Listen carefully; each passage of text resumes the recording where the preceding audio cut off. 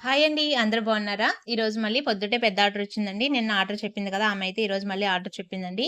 Same idli, vada నిన్న ఎలా చెప్పిందో ఈరోజు కూడా అలా చెప్పిందండి. ఎన్ని ప్లేట్‌లయితే చెప్పిందో అన్ని ప్లేట్‌లకి కూడా టమాటా చట్నీ కూడా ఆర్డర్ చెప్పింది. సో, టమాటా చట్నీ కూడా ఎక్కువ చేసుకున్నామండి. ఇవన్నీ కూడా ముందు రోజు సాయంత్రమే ఫోను చేసి చెప్పిందండి.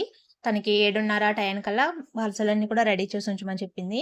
ఆ చట్నీలు ఇవన్నీ పార్సెల్ కట్టుకోవాలి కాబట్టి పని మళ్ళీ టయానికి అవుతదో లేదో అనేసి రోజు కన్నా కొంచెం తొందరగా అయితే లేసామండి. లేసి అన్నీ కూడా రెడీ చేసుకున్నాము. 7:00కల్లా అన్నీ అయితే రెడీ అయిపోయినాయండి. పార్సెల్ కట్టేసి ఆమె కోసం అయితే పక్కన పెట్టేసామండి. తర్వాత మామూలుగా గిరాకొస్తూ ఉంటది కదా! మేమైతే గిరాకైతే అమ్ముకుంటూ ఉన్నాము.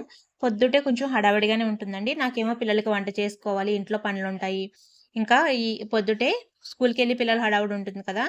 వాళ్ళు కూడా వచ్చి పొద్దుటే పూరి, ఇడ్లీ అవన్నీ కూడా తీసుకెళ్తూ ఉంటారు. అందుకనేసి రోజు కన్నా తొందరగా లెగిసి వాళ్ళైతే అన్నీ రెడీ చేసుకొని ఉంచుకున్నాము. ఈరోజు వ్యాపారం కూడా బానే జరిగిందండి. ఈరోజు పొద్దుట, సాయంత్రం గూడా బానే జరిగింది. Thank you for watching. By.